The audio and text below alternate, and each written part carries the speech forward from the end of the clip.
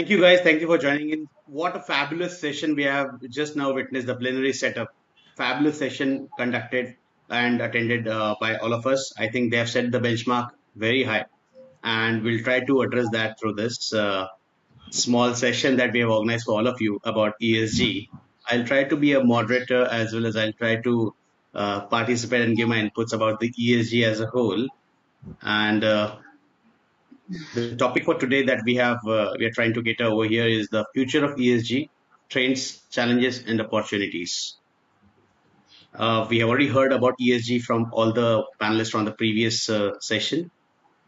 So today we have gathered a diverse group of leaders who will dive into the key topics surrounding environmental, social, and governance factors of ESG. These principles have become central to the decision making across industries, guiding companies towards more sustainable, ethical, and responsible practices. Throughout this session, we will explore how organizations are addressing climate change, driving social impact, and ensuring strong governance structures. Whether you are a business leader, investor, or advocate for change, we aim to equip you with insights and practical approaches that can be implemented in your work or investments. Our esteemed panelists bring a wealth of knowledge from their expertise in sustainability, corporate responsibility, and ethical governances. We are excited to learn from them as we discuss the future of ESG and its critical role in shaping a better future and more sustainable world for everyone. We'll quickly have a small round of introduction about our panelists, and then we'll kickstart the panel discussion. So I would like to first ask Naveen Ale, who's the director at Spoctech Solutions, and he works in solar and ESG domain, to introduce about himself. Yeah, Naveen. Yeah, thank you. Thank you so much for the introduction and setting the tone for the discussion ahead. So I am Naveen Alle, and I am into the solar sector for almost 8 years from now. About my educational background, I am an engineer, electrical engineer from VJT, and did my MBA from General Bajaj. Post that, I worked in financial sector for almost 4 to 5 years, where I was into the role of raising finance into the renewable sector. From there, I jumped into the actual installation and implementation of the solar projects. For last 2 to 3 years, I am doing consulting work in ESG, wherein we are doing some projects for with respect to the sustainability for few of the corporates, and looking forward to have a wonderful discussion with you all people. Thank you. Thank you, Naveen. Next up is Rasika Tendulkar. She represents Mayra, which is working in the domain of handcrafted sustainable products and works into the domain of corporate gifting as well. Yeah, Rasika. Thank you, Sumit, and good morning, everyone out here. I'm Rasika Tendulkar, as he said, and curator, conscious gifting curator at Mayra Handcrafted Treasures. I basically focus on sustainable and eco-friendly product range as gifting solutions. Now, why do I do what I do now? Is going back to my earlier days where qualification has been in BA psychology, so understanding the consumer behavior, and I've gradually moved on to advertising field where I was into the client servicing business and in hospitality as well, handling the marketing and PR. And there was a time of in my life where I was in Dubai and handling corporate gifting there. Predominantly, it was all products which were from China. And as we all know that most of the products are it was all promotional products.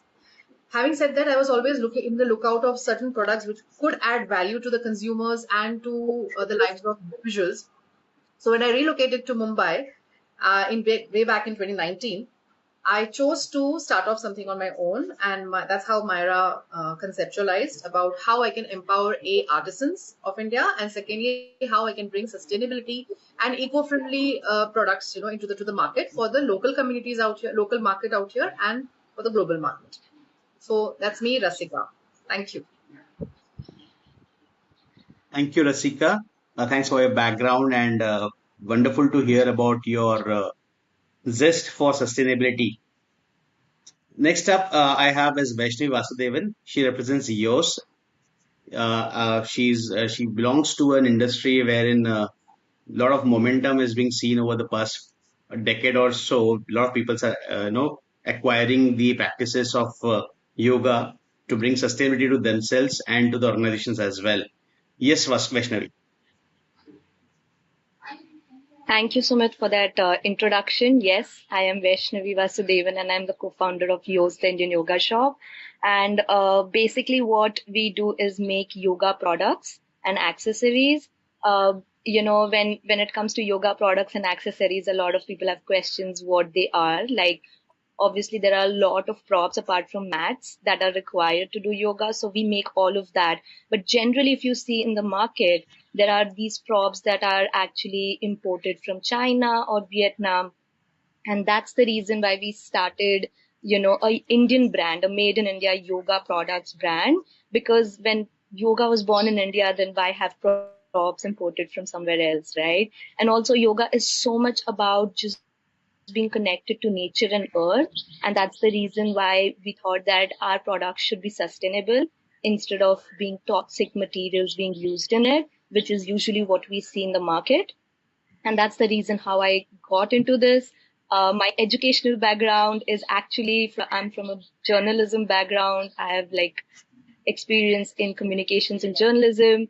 After a really, really hectic lifestyle for the last 1 decade, I realized that, I really need yoga. And that's when I started to do yoga. And after I started yoga, obviously fell in love with it, the whole approach to it, which I will definitely talk about when we, touch upon the social aspect or the social criteria of ESG. But when I did that, and that's when I realized it's time we should have something like a yoga props, brand wherein we focus more on sustainability and being connected more to nature and earth, and also being born in India, like as a brand was more important. And that's my little introduction. Thanks, Vaishnavi. Thank you for introducing about yourself and your background. And it's very hearty to learn about social aspects from you when we move along the session. Next up, we have is a game therapist. She is a psychologist by her education, and she has been providing a lot of game-based learnings and trainings to corporates alike. And we would like her to share her background, her a brief introduction about herself. Her name is Mital Salia from Khel Khel Mein. Yeah, Mital. Hi everyone. Thank you, Sumit, for the lovely intro already. So yes, I'm a game therapist, and the whole idea is that how through games I can influence the mental wellness, the life skills, and the behavior change. If I talk of my background, I was more into the education sector. I worked with the top companies like Z, EduComp, Maxis Education, and also the BMC schools projects. And I got a very good background onto the learning parameters, or how the school education is happening. And that was an eye opener for me when I realized that the rote learning or the textbook learning actually does not impact your skills. It only adds on to the knowledge. And that's how I started with I realized fun is very important part of learning. So when you play something khel khel mein, when you do something khel khel mein, you actually imbibe the learning much deeper, and the retention is longer. So I'm founder of the company Khel Khel Mein, and that's what we intend to do, to make learning fun and also bring a deeper retention factor to it. And of course, by education, I've done my counseling psychology. I'm a hypnotherapist, and I've also done my diploma in experiential education. And that's what I try to bring in, experiential learning throughout. Wow, that's a handful of information, mouthful of things to speak about yourself, but wonderful to hear about you. And lastly, it's me. I represent a company called as Shamkris Group. Shamkris Group has been pioneering into management system certification, among others. However, we also specialize into the verification and validation. So a lot of corporates, a lot of companies, they come across stating that we are compliant to ESG, we are adhering to certain societal norms or environmental norms. But there is someone who has to do the dirty work as well, right? There's someone has to go and verify how are they saying the truth. So that's where we come into the picture as a group. When we go, we verify and validate the claims made by these corporates just to make sure that whatever they are stating and they are publicizing are true to the fact. And that's where we happen to go and see the real ethos of ESG being implemented by the companies, and how that is going to make large long-term impact on the sustainable future and sustainability of the earth as a whole. So that's a quick brief about myself. So wonderful to hear about all of you. It's wonderful to have all of you here together. Our panelists represent a wealth of experience and perspective on the intersection of environmental, social, and governance practices. And I'm looking forward to a dynamic discussion and hope you do as well. And in the meantime, I also like to welcome all the participants and the attendants who are there. And we would like to hear from you when we end the session. During the session, we would like to also hear from you any questions that you may have to ask. At the end of the session, we'll allocate a specific window to you, and we would like to answer your queries if at all you have any. Fine. Quite a handful. So we'll quickly move to the topic. The topic today is obviously ESG, the future of ESG trends, challenges, and the opportunities, and how it's going to impact the world from here onwards. So to start with, I'd like to question Rasika and Mithil about your perspectives, and what do you think ESG means to you, and how do you think it becomes significant? It has become significant focus for the businesses today. Okay, so since I'm in the space of corporate gifting, which is focused on sustainability and eco-friendly concepts, for me, ESG means it's about basically why is a gift given? It's basically to strengthen the bond between the buyer as a corporate and to their either to clients, to their employees, for the stakeholders, and of course, to any community who is anyways associated with the brand. So it's very important to focus on strengthening their relationships. Yeah, it's a business is all about relationships in the long run. Secondly, it's about if you consider the E aspect of it, so environmental aspect, so reducing the environmental waste, utilizing the environmental waste in a very effective way so that it is recycled and upcycled and reused. And of course, it causes less of pollution. Thirdly, again, supporting social initiatives. When we talk about, there's a little aspect of CSR also. It's all amalgamated out here. So a little aspect of creating impact on the lives or on the communities where we are surrounded by. And lastly, if you're promoting certain ethical standards through your business practices, you definitely create a better environment and a better planet. So that's what I feel about the entire perspective. Yeah, and for me, when we say ESG, it's of course environment, social, and governance. It's a very fab term these days. People are talking a lot about ESG, but I don't think it's anymore about corporate responsibility alone. I think it has become a necessity of each and every business. The entire sustainable ecosystem is, it incorporates where we have to thrive to make our businesses such that we do not compromise on the planet, the people, or our integrity. And in today's focus, I see when we are using or we are trying to comply with the ESG standards, it does demand accountability. It is an important factor when it comes to funding and partnerships. And it's not just a compliance, but I think it is future proofing your business. So as a game therapist, what I see is how this passive word ESG or the compliances can be turned into an immersive learning where each and every employee or every business can actually experientially understand and internalize the sustainability behaviors within themselves and the companies, rather than just, tick on to the ESG checklist. Wow, wonderful. I would just like to, add a couple of things to this after listening to the plenary session. Wonderful thought that has been put across by Mr. Ayush Gupta in the plenary session. He stated the world has to move from commitment to compliance to commitment. And that's where the use of sustainable products or incorporating training in such a manner when people can imbibe that ethos of compliance to commitment is very relevant. And that's where I think knowledge, mechanisms of doing trainings in learning, in sport manner, in the gamified version of it, or providing gifts now, considering the environmental aspect of it, becomes very relevant and very important for all of us.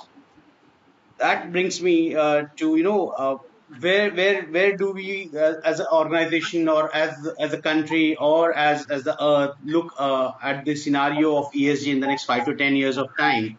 I see a lot of businesses, evolving themselves and considering this as important factor, not just for their businesses, but they have to play a very critical role and an important role when it comes to the overall sustainability of the earth as well.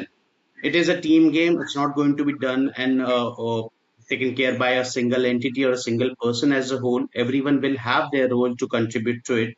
ESG is getting strengthened day by day. Governments and the regulatory authorities are putting in stringent regulations to make sure people are adhering to the norms, and they are following all the necessary uh, guidelines and the requirements to be fulfilled to make sure we live a sustainable environment to the future, sustainable place to the future. We live a earth, livable earth for the future.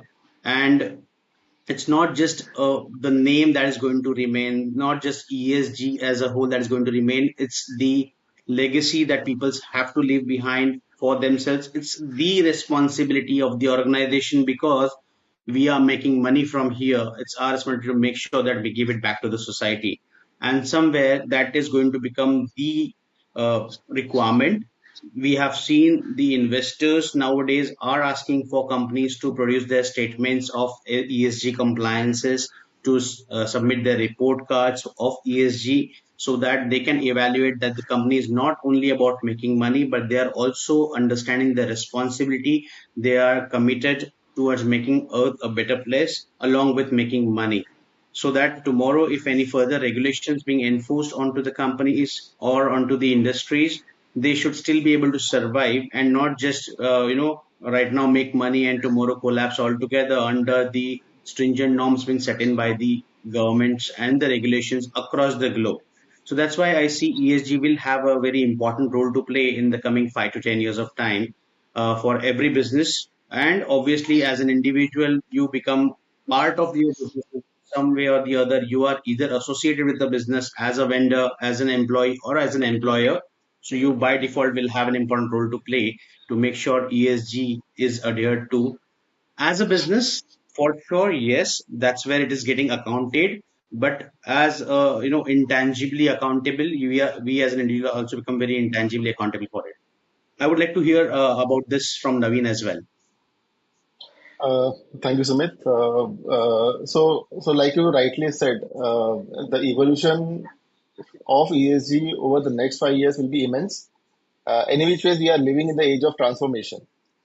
We might have recently heard about the transformation which is happening in the AI sector as well, wherein the chat GPT, which was relevant for last 3 4 years, suddenly it's on a verge to become irrelevant because of some other innovation like DeepSeek. So considering same analogy which we are putting in ESG, so I feel that ESG is no longer or would no longer be just a compliance requirement for the companies, but it might or it should become as a core business strategy for any corporate. So the key question is, how will ESG evolve, and what should businesses do to be ahead of the curve or ahead of the competition in with respect to the ESG? Over the over the next decade, I think that ESG will shift from, like I said, as a departmental this thing to as a part of the business strategy. Okay, investors and customers, which are an important part for any corporate, they will demand greater transparency with respect to ESG and the ESG disclosures. Definitely, customers are important, and because of that, the brand value of any company will be very, very important when they are looking in the terms of ESG.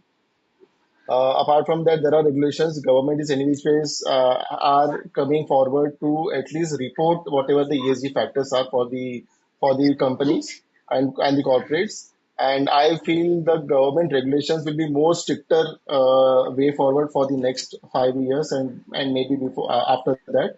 As of now, the top companies are only reporting with respect to the ESG factors, and going down the line, that will trickle down to the smaller companies, and as a whole, the whole community will have to report or be responsible towards ESG. So that I think we will be looking more in the near future. Like you might have already heard about, and I think we're already doing about this IFRS, CSRD, then other European regulations which are there. Apart from that, the way the investment will happen in the corporate will also be drastically changing. The ESG driven investment and finance will come into the picture a lot. What we say as the sustainable finance. So any company cannot just be socially responsible or just be governed properly or just be environmentally this thing or none of that will be a very big risk for the companies. The company should have all these three factors as a whole, and they should be working towards it. So the more investment will happen, or the more banks will finance those companies which are actually working towards these ESG factors. And the risk towards ESG will actually be a deterrence to give more finance or more funding towards the companies. The next thing which I feel is that the innovation which will happen in the ESG sector. Like we have seen solar, after that we have seen wind. Now we are actually going towards carbon capture. Similarly, the AI and blockchain which is coming in the social sector, that also will definitely increase with respect to ESG. So as a whole, I feel that there will be a very good business case for ESG, wherein the risk, the companies needs to identify the risk, how they will evolve with these kind of risks, and mitigate those risks. So the next 5 to 10 years will be ESG will not be just a regulatory framework. It will be actually a foundation for how the businesses will operate, grow, and thrive. And companies that lead on ESG will definitely gain competitive advantages. So I think the question will be back to the companies that are they prepared for this kind of shift. So that's all I would like to say, Sumit. Ideally, what you said is absolutely correct. Companies have to shift the focus from considering ESG as an expense and rather consider it as an investment for a very long term, which is going to add more and more value for the businesses, for the investors, and for the individual as a whole. So, very rightly put in, and considering the VUCA environments that we talked about, the terms that we have learned during the COVID times, the VUCAs and the BANIs and the RUPs and all of that, considering that ESG does provide you a very sustainable framework in which you can operate and make sure your businesses remain profitable, transparent, and you can maintain the reputation across the globe. That's what I think the ESG is going to bring to the businesses, and that's why I think it's going to become very important for all of them. Uh, I would like to hear from Vaishnavi. I think, what do you think is the single most reason, apart from what already being stated, what do you think is going to be the most important single reason for the companies that they should consider ESG very important for themselves? Is it going to be profitability? Is it the reputation? Or do you think there is something else in that? I think it's just sustaining in this really fast changing global world. It's important for companies to actually adopt ESG because, just for the long term viability, I guess, and for the resilience to actually face all the challenges, the global challenges that are coming in here. And every day, corporates are facing some sort of a challenge and in their own industry, in their own ways. And ESG in a way would really play a key role, I guess, because to me, I think ESG is more about just reducing the negative impact, right? Like the negative impact on environment, the negative impact on people, the negative impact on governance. And that is what ESG is about. So how do you really reduce that negative impact?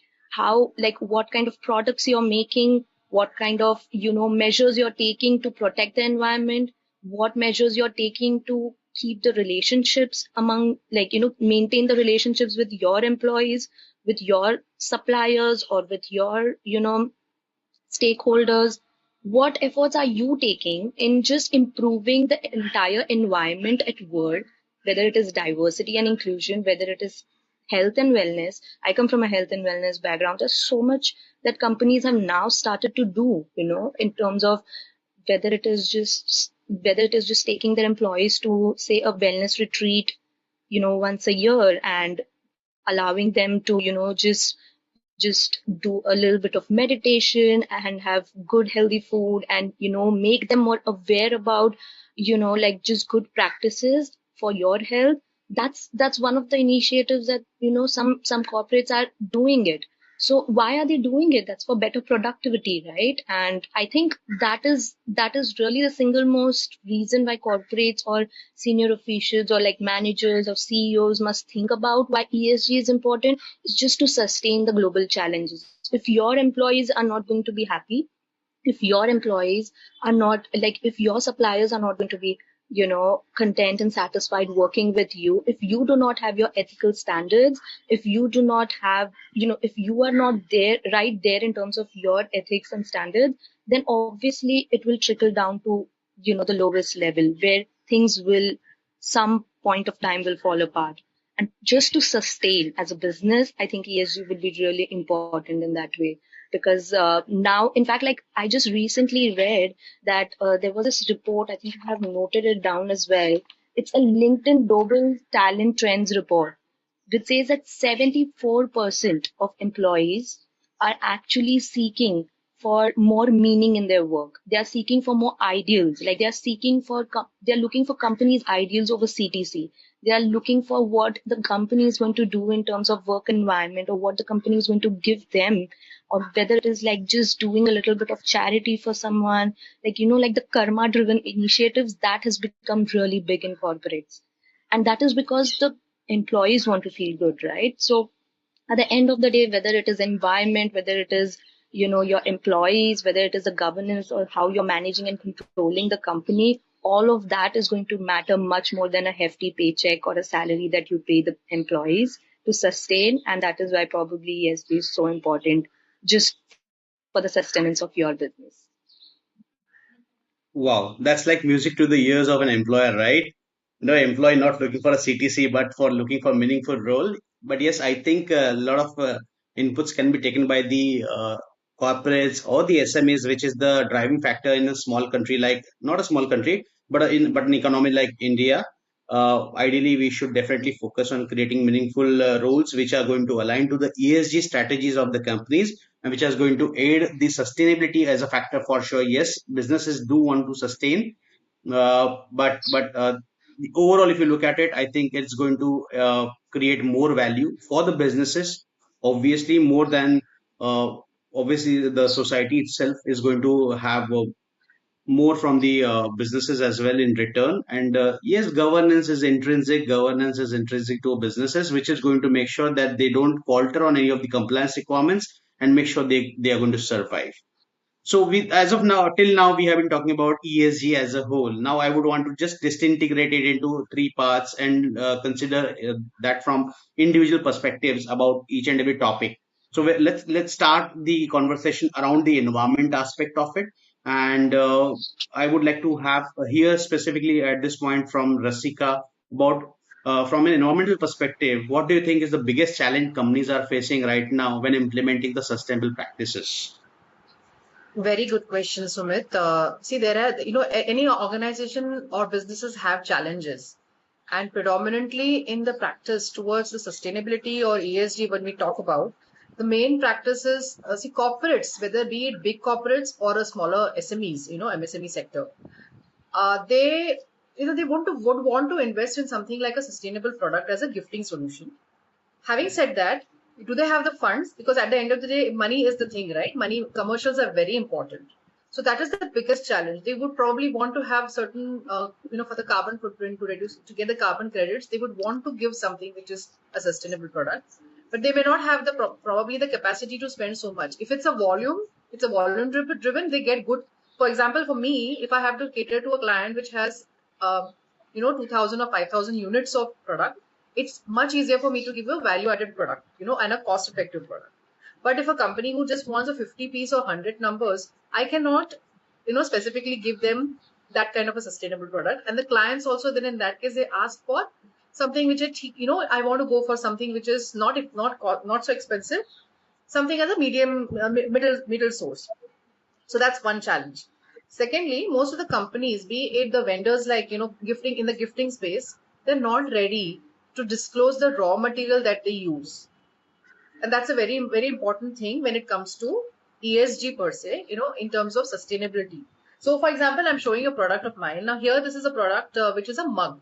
Now, this mug of mine, which is a product which is made out of leaves, which are fine leaves from Himalayas.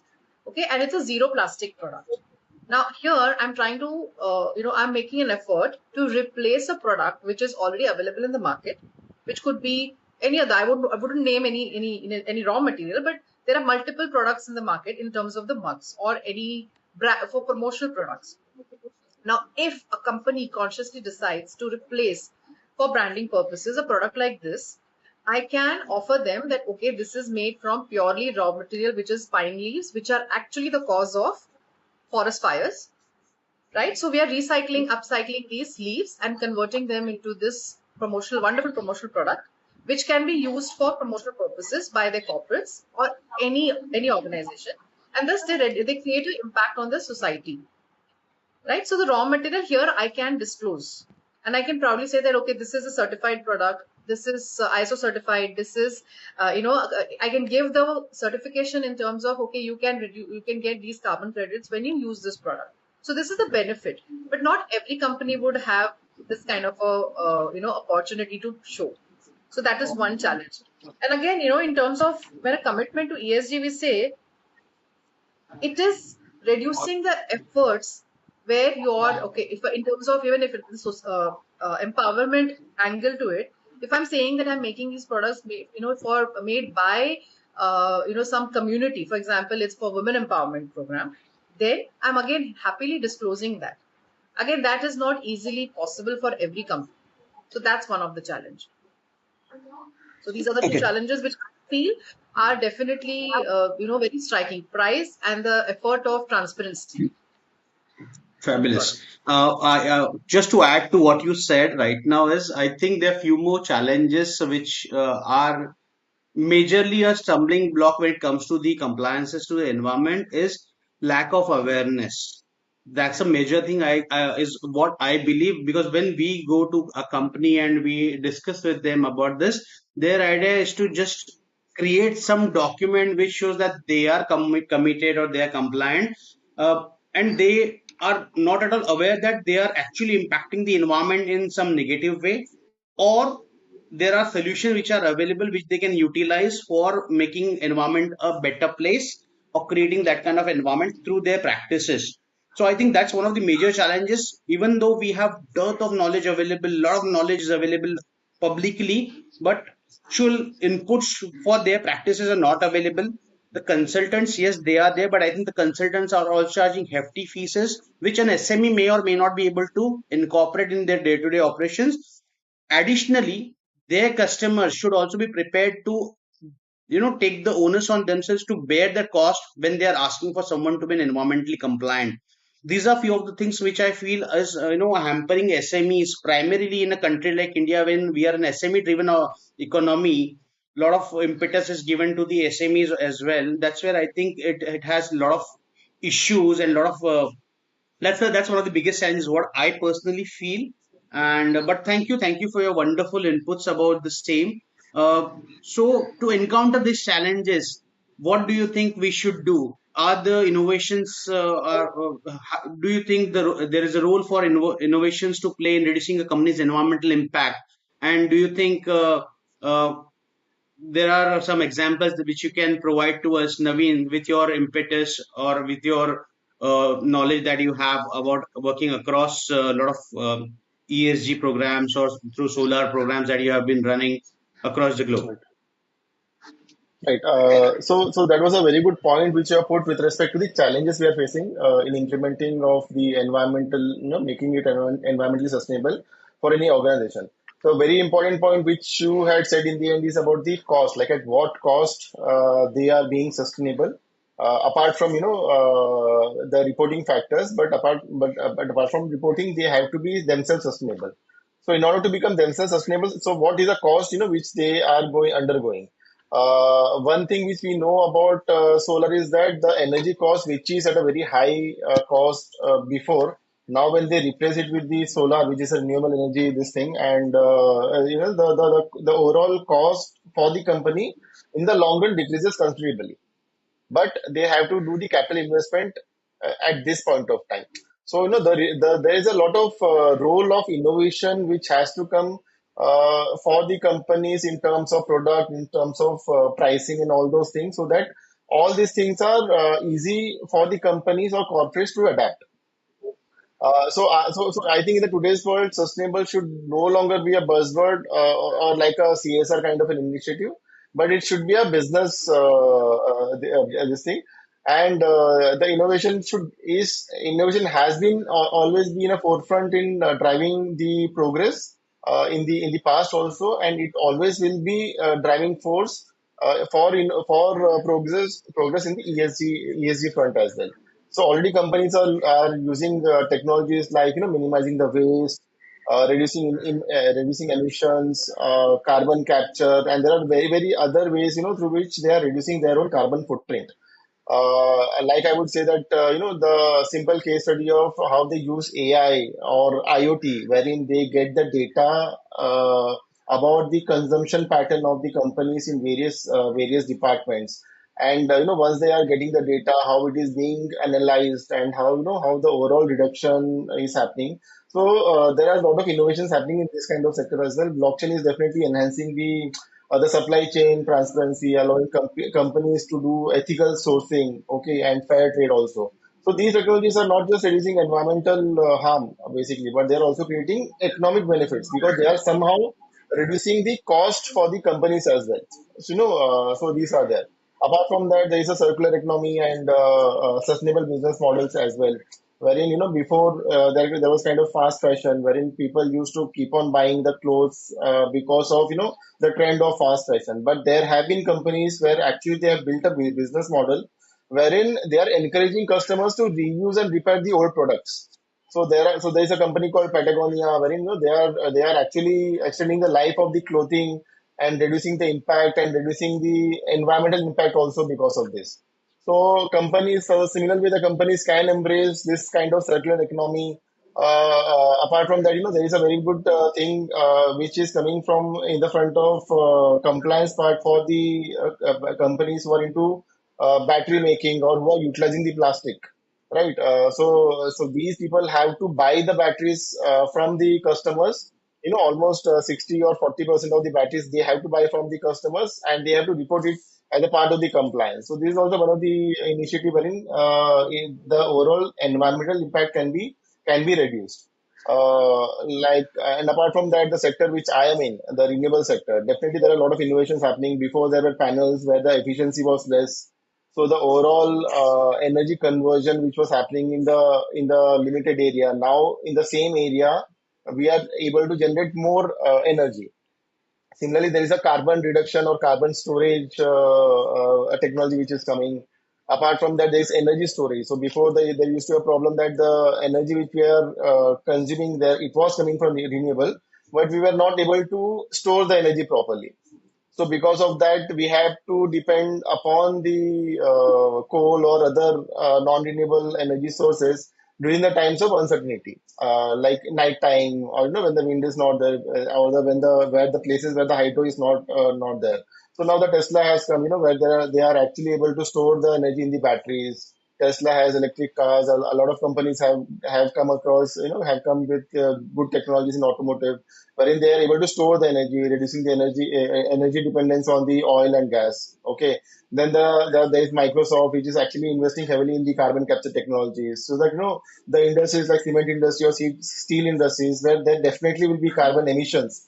Okay, but however, we will be able to capture the carbon before it is being emitted to the environment.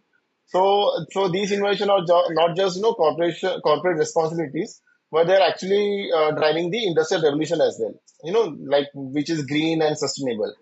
Then we all know how the data-driven sustainability can have the impact and the power of data and the analytics. So there are the IT companies, they are actually leveraging in a bigger way the AI and machine learning.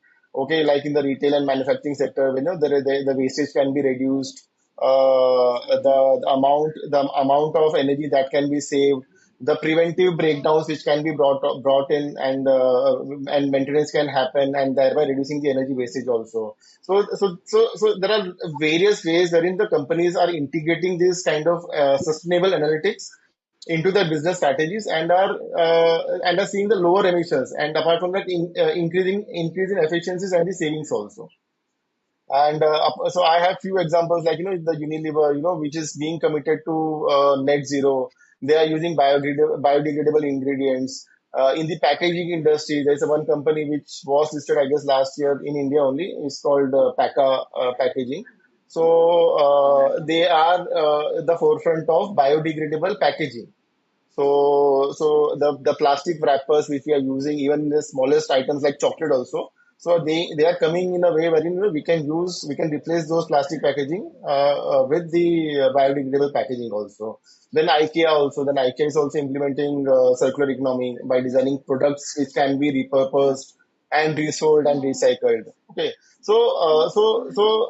I actually feel with the right innovation, businesses can prove that sustainability and profitability can go hand in hand. So companies have to embrace innovations and reduce their carbon footprint, and along with that, they can make sufficient profit as well. So basically, the companies themselves should ask questions. How we can integrate this sustainability into our own core business strategy. How can we bring innovation which can reduce wastage, which will help in sustainability and also increase our profitability also. So definitely, I feel solutions exist. Just that we have to look around. We have to innovate. Small innovation can bring big changes in this sector. Yes, sir. Wonderful. A lot of wonderful examples given by Naveen. I would just like to iterate a couple of things into this, that, I earlier the focus towards environmental compliances were more or less forced upon the manufacturing industries.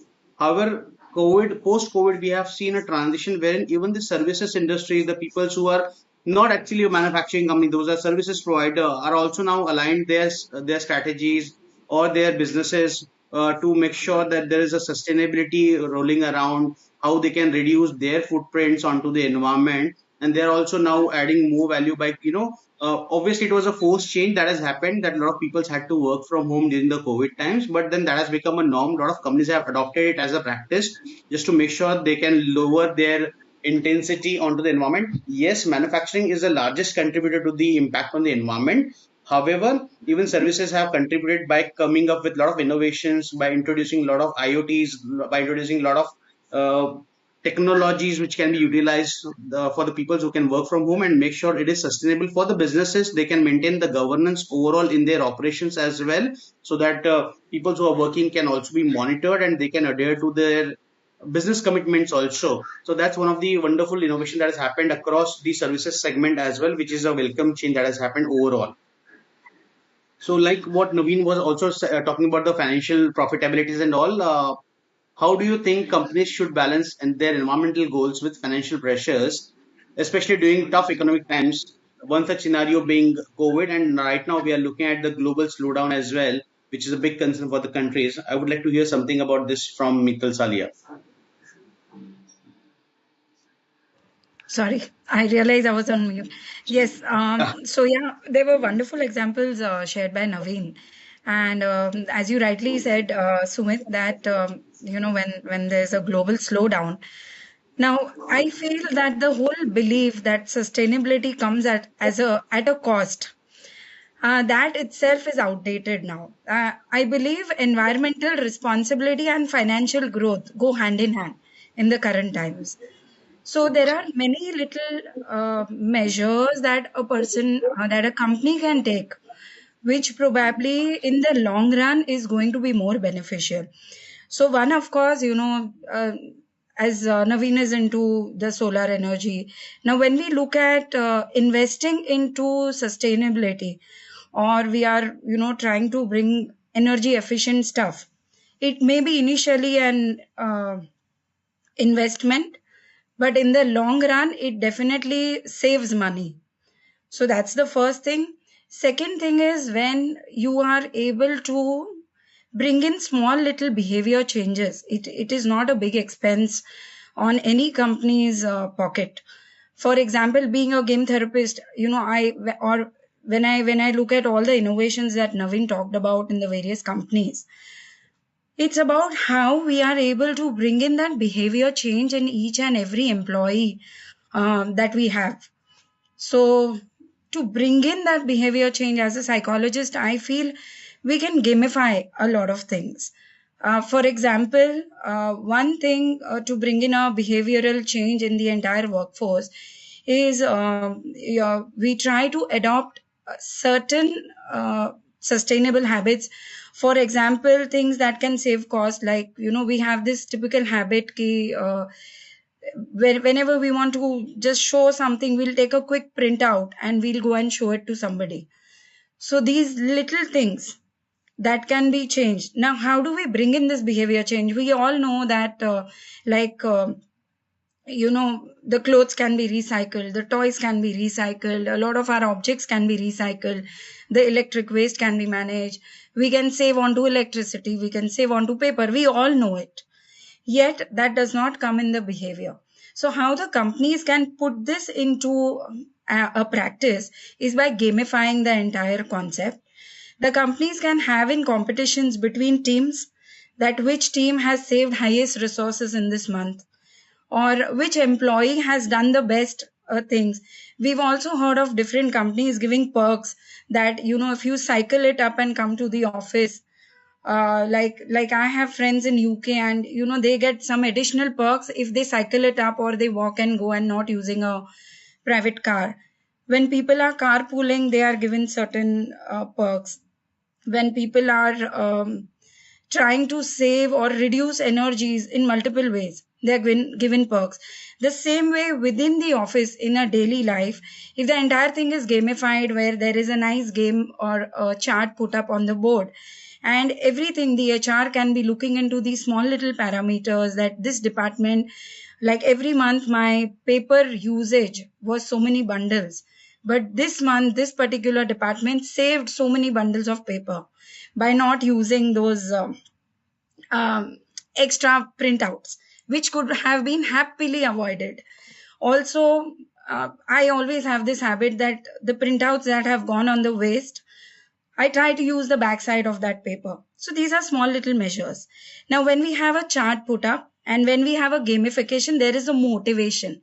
If I daily say save paper, it's not going to work. But when I gamify it, there's fun.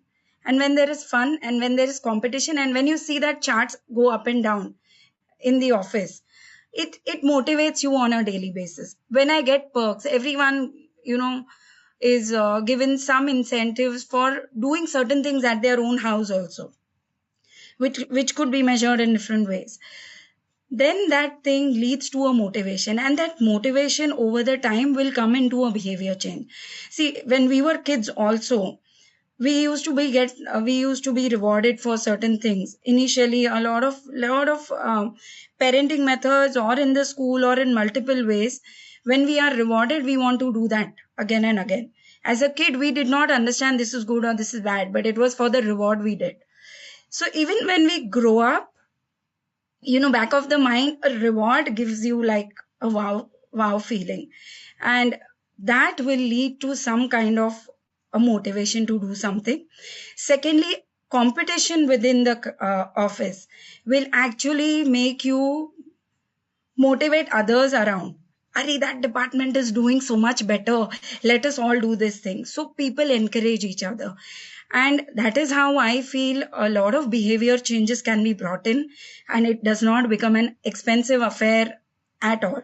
We have these treasure hunts designed, and through games we try to put in different challenges through a very nice story put up, where you're on another planet and you're doing things, but the daily behavior is brought into awareness, that how little things can change on a daily basis. And when you play a game, you actually understand the depth of it, or you retain it much longer than a lecture that is just said that do this and don't do this. So this is where I feel the whole thing has to lead towards a behavior change, and then I don't think there should be any financial pressures. Wonderful. Thanks, Mithil. Wonderful way to look at it. One more thing that can be added to this is, when you talk about financial pressures, I'll include the pointers given by Naveen as well. There are a lot of innovative things which are happening across the globe, which will only aid. It may act as an expense at this point of time, but no one's asking you to correct the environment tonight. It's not going to happen overnight. It's going to take a lot of time, so you can always apportion or allocate your expenses over the period of time to achieve your long term environmental goals. Financial pressures may be temporary pressures at this point of time, considering the tough times which are going to happen or which will keep on happening over a cycle. It's a cyclical economy. Every time cycle is going to run over, and there are going to be tough times which are going to come back to you. So considering the time in between, if you allocate your expenses accordingly, and considering the small things that also Mithal talked about, those are going to remain. Those are supposed to happen day in day out. But looking at the overall expense that a company may have to introduce an innovation into the practices, say they want to change the entire manufacturing facility itself to accommodate the state of the art facility, which is going to be having lesser consumption, or change the entire operational methodology itself to make sure that they are contributing positively to the environment. Those are the expenses which companies can account for in longer run, and I think government is also planning to introduce a lot of incentives especially in a country like India, which is growing at a very rapid pace, to incentivize people who are considering working towards greener environment and greener earth as a whole. So financial pressures are bound to be there, but they have to apportion those pressures and balance their strategies around environmental impacts, and create a sustainable future for their coming generations. But it is something, it is to happen. It cannot be prolonged, it cannot be further postponed. It is to be done. There's no other way to look at it, because government regulations are going to enforce it. So before it getting enforced, if the businesses understand the impact that they are going to have on the environment, and they can align their strategies along with it, the financial pressures can be balanced out by incorporating small things that Mithil talked about, and also the innovations that Naveen has talked about. Hindi में कहावत है, बूंद बूंद से घड़ा भरता है. That ghada has to start filling up at some point of time. So yeah, that was about it. So I think a wonderful discussion around the environmental elements. We'll quickly move to the second element of the ESG, which talks about the social. Social is a wide term. It includes not just, it includes all the stakeholders when it comes to the society. It includes your employees, it includes the employers, it includes your customers, it includes your vendors, the regulatory authorities which can be there. So they all have some expectations from the businesses. So in that manner, how social impacts are going to have can be marginalized and can be improved upon to make sure businesses have a sustainable future. So Vaishnavi, I would like to ask you that what do you think in terms of the social aspects? How can companies foster more inclusive and equitable workplace cultures?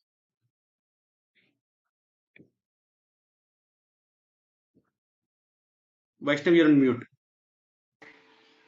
I'm so sorry. Like just Mithil mentioned about behavioral changes, if that comes in picture, then obviously things would, like ESG will be implemented and it will be easier to implement. But where does this behavioral change come from?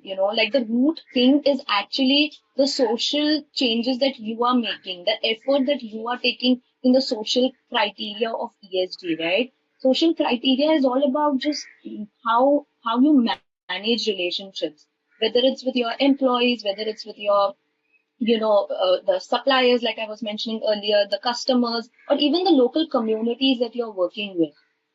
What kind of relationship you are maintaining with that community? Is your industry, your work, or your business is actually affecting the local community, and at the cost of their lives, are you making profits? If that is the case, then definitely, there are misplaced priorities. That's when ESG actually comes into picture, where you are becoming more aware about what is happening around you, what is happening with your employees, what better you can do for them, and what, like, how diversity and inclusion, and even as simple as labor rights and human rights, all of those questions in a company, that comes into picture when we talk about social criteria. And I think it's very easy to actually implement. And that could probably just be the first step for any company to start with. I mean, imagine I know a company which actually does 30 minutes of yoga in the morning every day for its employees, and just like yoga and meditation or pranayam class, which really then later sets the tone for the entire day for these employees, and their focus is so much better.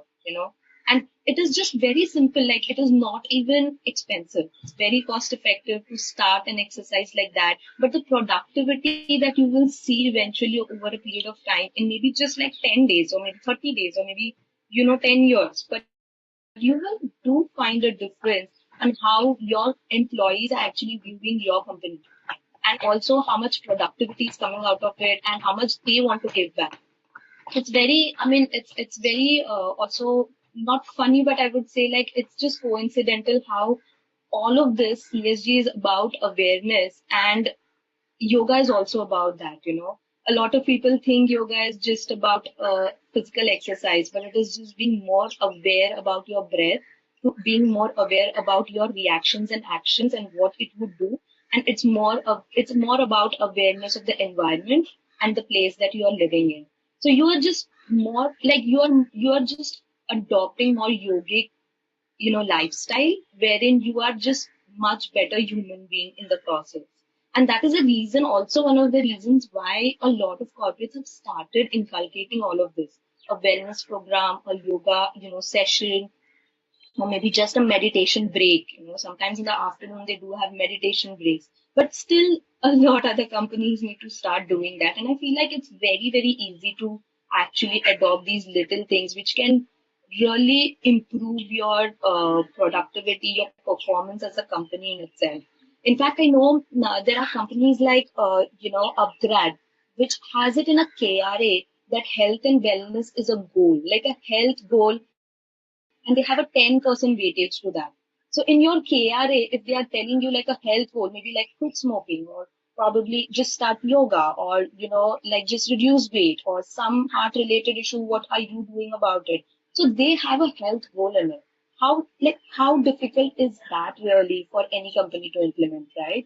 So I think like just starting with the social criteria of ESG, if a company hasn't started at all, I guess it is just a good beginning to start with it. That way your employees are happy, the retention is much more, because now employees are looking for all those kind of activities where they're seeing how much the company cares about you, and it will just add up to your profitability. I mean, someday it's going to just come back to you, give back to you. So I guess that's very, very important at this point to just think about, like, at least from the social criteria of just the well-being of others and well-being of your own company, and then move forward. I guess I do have like a couple of companies wherein wherein they have actually yeah, I think TCS has started something called TCS Care, where they have just very simple thing that they have done is just encourage their employees to start donating their, toys and books to children who need it, right? And something like that itself is connecting the employees to a larger purpose, and it just makes them feel better. And there are actually reports which says that when employees are feeling that what they are doing is for a larger purpose, then their attachment and their productivity actually increases, and they have something to to be attached to, and that's why they will be more retained with your company. And secondly, also the productivity would improve. So I guess these little things definitely does make a whole lot of difference, and that's why a lot of these bigger corporates have started doing. In fact, like just yesterday, I was at a wellness center, and it's a fully women, workforce. And I just heard them talking about, how they should have a calendar and a chart where they're actually mentioning, circling the date and mentioning that this is their time, like menstruation date or something, so that the other people on the team is not burdening them with a lot of work, or it's not like the other people of the team like are, they are just more resilient to if they say some have mood swings or hormonal imbalance and all of that effect that comes at workplace. they just thought like, why not we just like put that up so we know like we're not burdening them with work, or we're not taking them too seriously if they're having an emotional breakdown. And this, in a way, is a like very simple little thing. But I feel when they actually put it to implementation, it does make a lot of difference because employees connect with your organization. They want to do something for you because you think of them, right? So, even for like suppliers, or for that matter, the communities, the local communities you're working with, are you thinking about them enough? Like, or are you only thinking about your profits and how you're doing better? I mean, for instance, I was just thinking about, like, just comes to my mind right now is about the sugar industry where they get sugarcane from all the farmers, right? But are you having or maintaining that relationship with those local farmers who are bringing the sugarcane to you, after which you end up exporting the sugar, etc. But are you even having a proper good relationship with them? And what it's not just about the compensation, but a lot of other things that you probably care and think about them, which is going to make a difference. Or tomorrow, maybe those local farmers would go to some other sugar factory and be like, you take our sugarcane. So at the end of the day, your work is going to get affected, right? Because you're not going to get enough supply of the resources that you need. So it is all, I guess, very interconnected. It's more about just being aware, which also yoga does. Like, it helps you be aware of what you are doing, and it is just about taking these little tiny steps, which you never know would actually turn up to be a really big boost for your company's performance. Like Mithil mentioned about some, like, perks being given for those who come by cycle, or, all of those little things would in fact make a difference. And how nicely, like, we can gamify all this and also do it, or we can just be like, have sessions where people, like companies, are actually showing genuine interest in the wellness of everyone around as they grow and as they, try to sustain in this really, like I said, challenging world where everybody is trying to do newer things. Innovations is always there. Like, every company has something new. Like, some company canteens have, like, in terms of innovation, they have like this composting bin. It's just very small things. You don't have to invest a lot, but all the wet waste can just go in a compost bin. Nowadays, people have it just right at home. Then they, like, compose their wet waste in a compost bin. So it's very simple to do that in terms of like environment, changes, or like environmental impact is concerned. So I guess all those little things, if implemented, can really go a long way for corporates. And like you mentioned, like social criteria is not so difficult to implement, and it can just start immediately. Wow, a lovely way to look at yoga or other practices as a whole. More importantly, yes, yoga is about community engagement, not just your employees. The corporates we have seen are nowadays organizing sessions or events wherein they are conducting yoga sessions as well for their suppliers, for the communities. I personally know a company which has, India is known as a country of still now there 40% people are supposed to be below poverty line. They don't know how to manage their finances, how to manage their the money, and they still work at a very meager salaries as well.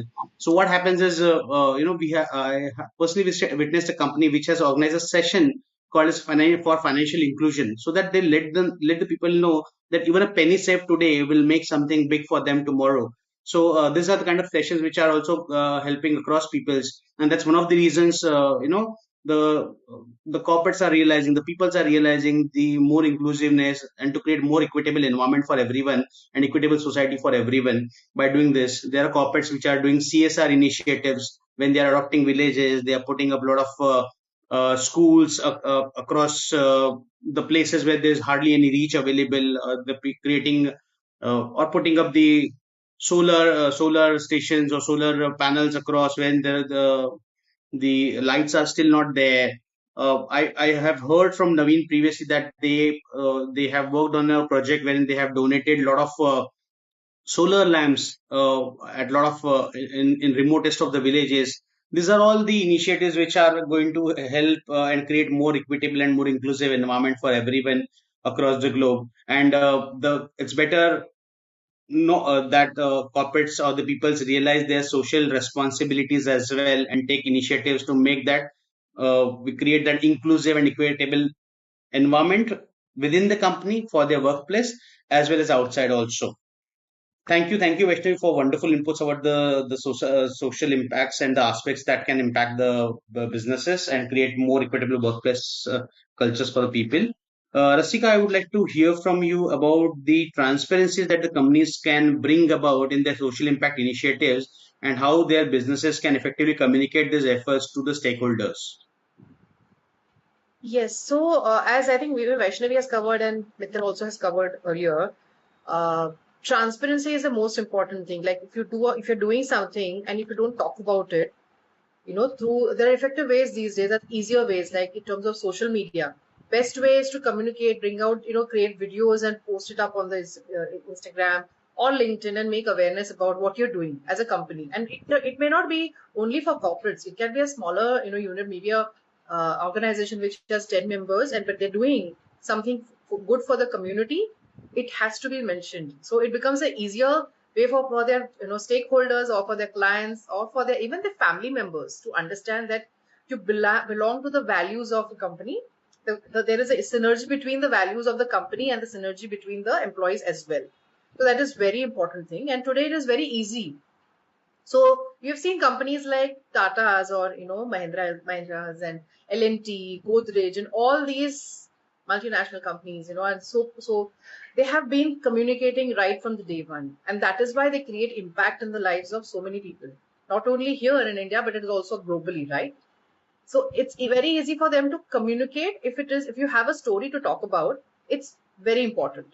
In fact, I can, touch upon one particular aspect. Like I've been buying, certain apparels some saris from a particular brand, and they work along with the weavers. Now I get a letter, I get a small story along with the sari every time whenever I buy, is somebody who has actually woven it.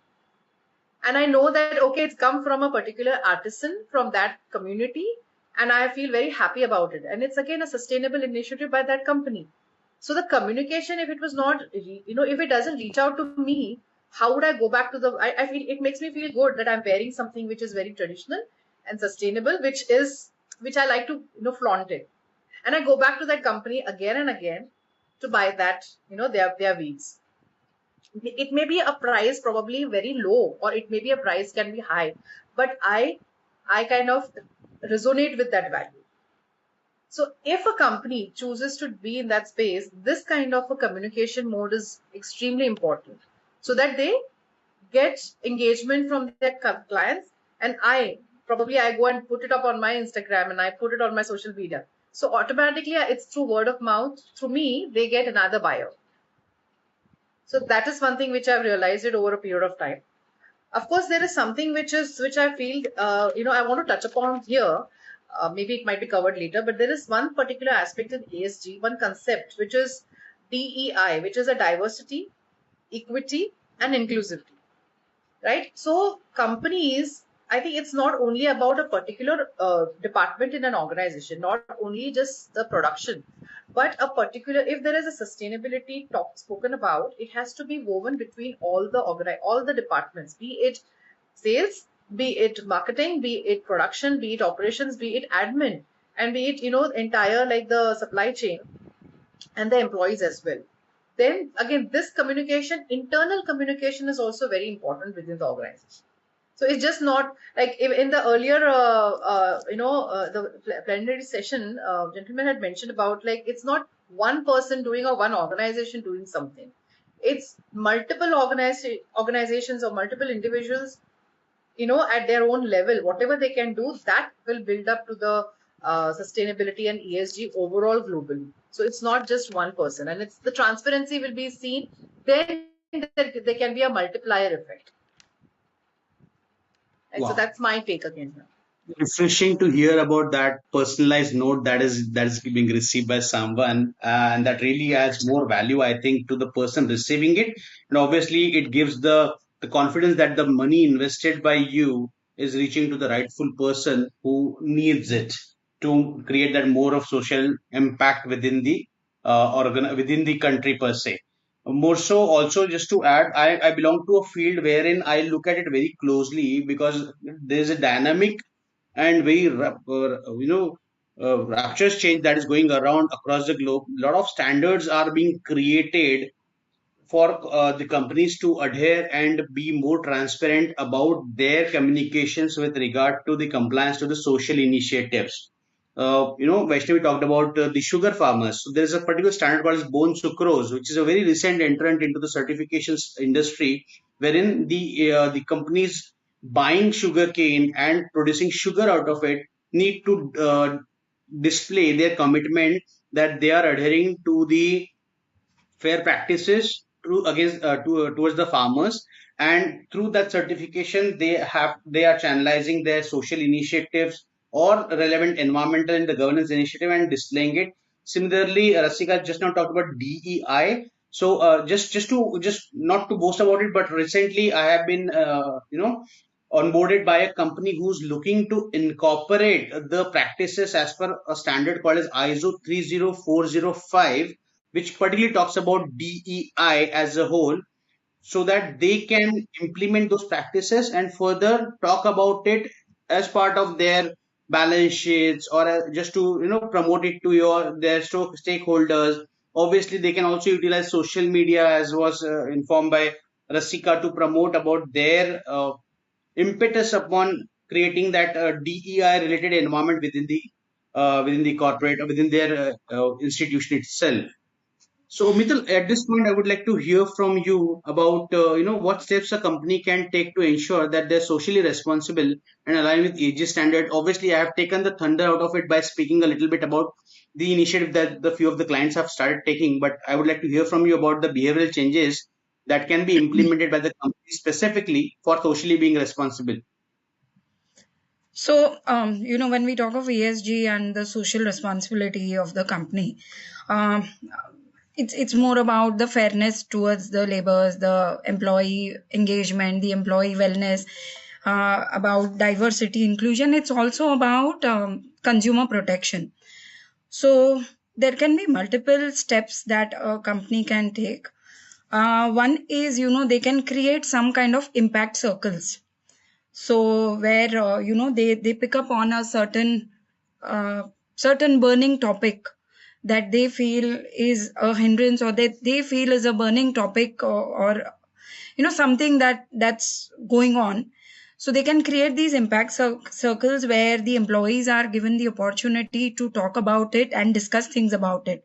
Now what will happen is, in the daily life, the employees may not be able to share a lot of things, but when you create these impact circles and you are able to meet on a certain periodic time, on a monthly basis or twice a month kind of things, then that discussions become open. Because as we see in role plays, we see in group discussions, we see in debates, or when we see in games, people will open up more rather than a regular office meeting. If a boss will ask, do you have any issues, the employees may not share. But when these impact circles are created, that gives that openness to people to talk about all the burning issues that they have been seeing, and very indirectly these things can be picked up.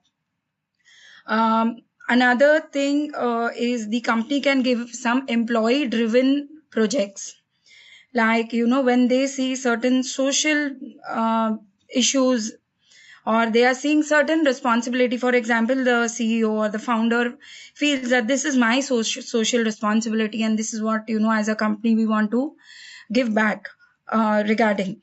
Now that can become an employee driven project where the ball is put into the employees court, and they are given this initiative that why don't you people come up with a project and create something and drive this thing for a month or 15 days. The different departments can be given roles periodically. This covers up both the employee engagement as well as the social responsibility that can be covered up.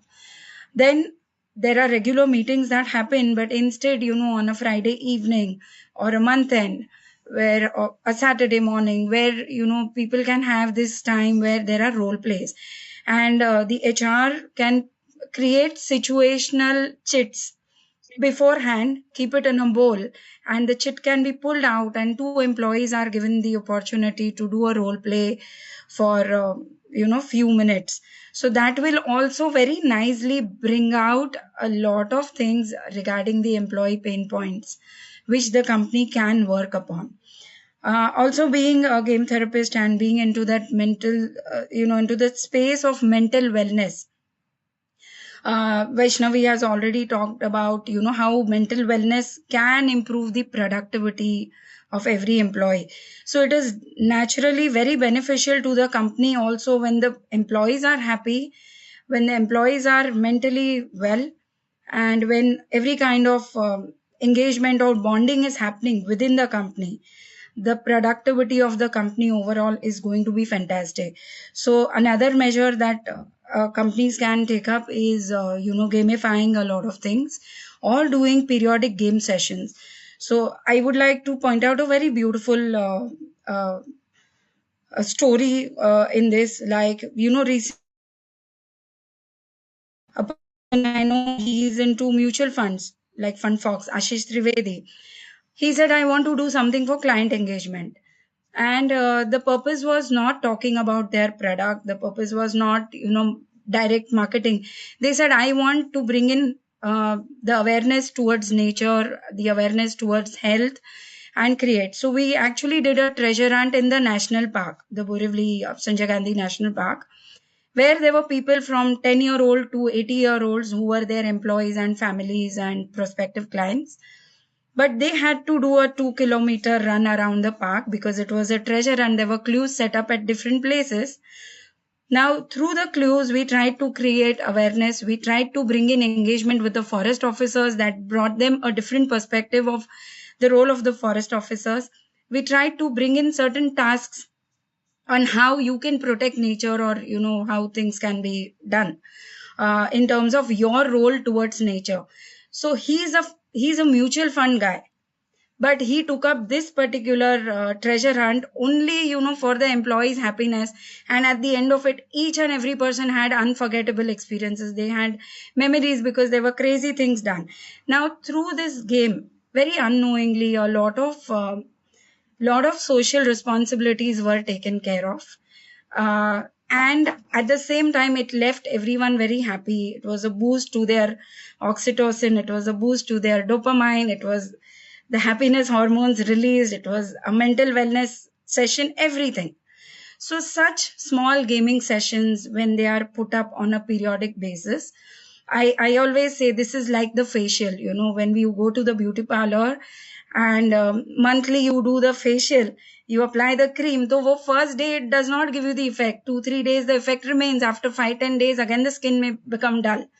But when that facials are done every month, they leave a deeper impact into the skin. This is exactly what games do. When the games are done on a periodic basis, the happiness hormones boost, leave a very deeper impact, and they will give you a result after a year. The mental wellness level of every employee will be something very, very different. The whole team dynamics, the corporate dynamics will be very different. And this is, I think, the best way to do something. Wow, I'll do the specials every month now. Well, just to add one more thing, one practical scenario which I witnessed to bring about behavioral change. 1.5 decade back, I happened to go to a client for their audit in Saudi Arabia, and it was lunchtime, and I was very fascinated by a board that I saw. That board simply, speak that yesterday's wastage, the food wastage was 4.5 kg. So there was a company which, I asked them why you are specifying it over here, because this has led to reduction of food wastage from 50 kg per day to 4.5 kg for us. And by that, we are saving on the food, which is obviously already at premium. It's not available in abundance. Still, almost 30% of the earth doesn't get to feed every day. So we are trying our best to make sure that people realize that what they are wasting, which is available to them and not available to everyone. That's one single thing left a big impact upon myself. That a company, it was a huge corporate. I can name it if you want. Sahara Petrochemical Corporation at Dammam. They are a huge petrochemical company based out of that. Even that bigger company is considering such a small thing also to make people aware that what amount of food they are wasting every day, which can be utilized for someone else. And that's how they are creating the sustainable environment for the society as a whole. Thank you, Can I Mitul. We have can I add a barely, point yeah, here? So, please. Sumit, it just reminded me there is this hotel on the Mumbai Vapi highway where when you have food, when you give the dish back after you finish the food, they charge you for the wastage in kgs of the food. So if you return if you return a plate which has leftovers, they actually weigh your food and then you pay the fine. That's a measure that the hotel has taken here. Lovely, lovely. So yeah, And fabulous. Yes, yes, sorry. Asik. So just one more thing which I realized of late, there was one place which I visited in Mumbai, a cafe, organic cafe, and it talked about again, so I like to go visit those places to see what's happening there. So what they did was the glasses are usually in the restaurants and hotels, they fill up completely, and maybe somebody may drink, somebody might not drink, so that's wastage.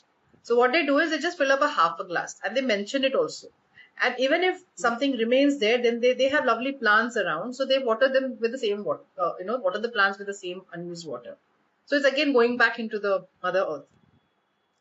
These small initiatives taken up by even a smaller cafes and with the big organizations, big what you mentioned about hotels, or as you mentioned in this company, it's a fantastic way. That's again a part of the communication.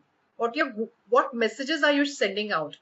And that's what again creates, motivates other people to do it. Thank you, Mithil. Interesting topic. I think it can go on and on. I have one more, example about this. I happened to again go to a cafe. Fabulous. The cafe name was called as the claps and hands, something like that. I don't remember the name exactly. It's about the diversity, inclusion, and the equitability that we talked about. Very simple. They had employed the deaf and the dumb peoples as the waiters over there, so they can't hear you, they can't obviously speak, so there are signs that you have to use, and that's how that cafe has tried to introduce and bring about the inclusion among the society. That's one example that's really wonderful, and I think there are a lot of things that corporates or the business can learn from it and bring about the behavioral changes which are going to have long term sustainable social impacts across the globe per se. We are barely halfway. We have just completed only two topics till now. We are running pretty slow, I think, at this point of time. But any which way, very important topic is the governance part of it. The governance is something which is going to be paramount. You can be sustainable, you can be socially responsible, you can be environmentally responsible. But unless there is a bit of governance above the heads, I don't think any company can either claim or communicate or make sure that they are fully committed to their cause or their goals or environmental goals or social goals. So a strong governance practice normally is going to have a lot of impact on the business performances, especially when it comes to attracting investors and retaining talent. Why I'm saying this, because I'm working closely with a lot of corporates. When I say I work closely with corporates or the industries, I work with them on a lot of sustainable standards. Now, when you look at the length of the standards, they do talk about environment, they do talk about social, but end of the day, there has to be some reporting that happens. There has to be some tangible evidence that a company has to produce to to display that they have been able to execute those things, and they have been able to demonstrate the compliances with regard to that. Now governance as a whole is huge. There are going to be governances which have to be put in place for environmental issues or environmental impacts or the environmental initiatives taken by the companies. There are governances with regard to the social impacts, social issues, social initiatives taken by the company. Similarly, businesses don't run only on environment and social, they run on finances as well.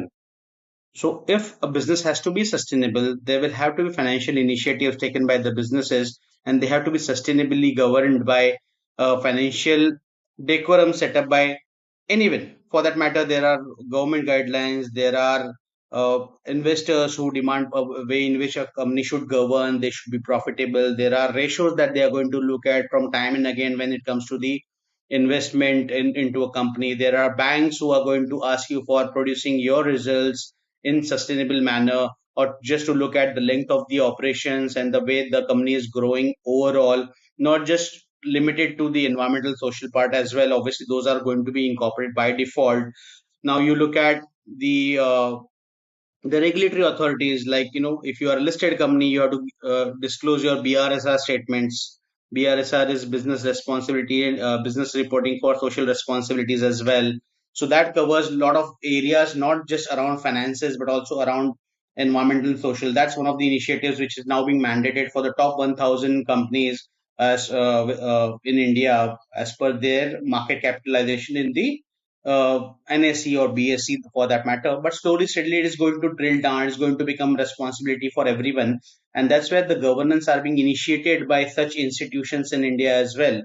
So when I say I work with corporates, we are working on a lot of standards, like the one I told you about 30405. That standard is going to set up methodologies for diversity, inclusion, and equitability within the organization. But the governance factor, when I say we are going to implement the methodologies, those methodologies will have to be governed by someone. We call it a PDCA model. We do the planning, we do the checking of it as well. Unless you do the checking of it, there's no output, there's no result of it. So unless we have a sustainable mechanisms in which we do the governance of it, and we have set up those practices within the company, there's no way any company can communicate or can get benefits out of the so far the topics that we talked about till now. We are talking about companies can build reputation, companies can build finances, can build profitability when they incorporate and implement the governance for environmental and social rather. However, if there's no governance of it, we will never know where we are heading. So that governance is going to be a very critical factor when it comes to the businesses to forecast, to demonstrate their overall impact on the ESG platform as well, I'll say. So overall, that is going to become very important, and there are a lot of standards which are getting developed every day. There are a lot of standards which are getting updated every day to suit the current context and to make sure that the business is aligned to it, and to make sure that their overall performances are also being maintained. And obviously, investors are going to look at such institutions which has clear transparency in their balance sheets, in their performances, in their environmental issues, in their social initiatives. As long as that is going to be there, it's going to invite the right investors. Investors are not only looking at the profitability, they're also looking at all of this criteria as well. So that's where I think the governance and strong governance is going to create that transparency and going to bring about appropriate communications to the stakeholders, and obviously that is going to help investors to come and invest into the company. And obviously, like we have heard a lot of examples from all of you guys, that people's nowadays, I think Vaishnavi said 74% of the peoples are now looking at meaningful roles within their companies. So yes, that way you are going to obviously retain talent as well. And yes, as an individual, when you are employed in a company, you also would want to work in a company which is going to be there for you, which is going to be concerned about your environment, not just the work environment, but the place where you're working. No one want to work in a Chernobyl anymore. I'm pretty sure they would want to work in a company which is going to take care of you, the environment, and the society around you. So that's where I think good governance is going to ensure that is going to remain in place, and that is going to attract a lot of talent and the investors across.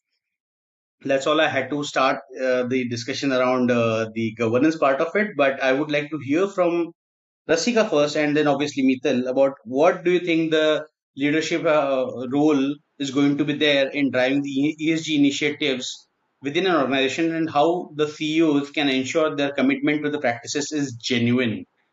The biggest factor is genuine over here more than anything else. Absolutely. Well said, Sumit. And what happens is that in any organization, it's a hierarchy, right? Any organization. So if the values are not, as I even earlier also I said, if the values are not intact at the top level, top management level, it is not going to percolate below. So the very important thing is setting the vision of the company. Yeah, what are you here for? What is the product that you're serving? What is the service that you are selling to the buyers, to the consumers? So setting the goal, setting the vision. integrating these, it's not jargons only, ESG, it is currently used as a jargon.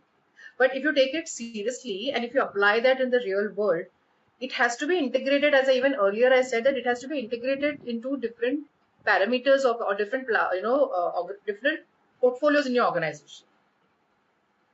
Allocating resources, be it whether you're procuring something for the internal consumption or be it procuring something for manufacturing, so the raw material also. So there's a lot of thought which goes. And that is why when you talked about reporting comes in picture, so you have to be very conscious about what you're procuring as resources. Accountability plays a major role again here, because if there is no accountability, then there won't be any head and tail to the organization, and there will be repercussions. So when you claim that you are ESG compliant and we are reporting, you have to make sure that there's an accountability there. Moving down, I think you asked also, right? How does the CEO ensure that? So, probably, definitely in terms of, I have nothing, I cannot talk about it, but recruitment is very, very important. When with the talent hunt that comes, talent pool that you have to have those kind of, people in the company. At the end of the day, people are the ones who are your systems, in your system. Then linking executive, as I think Mittal had mentioned, right?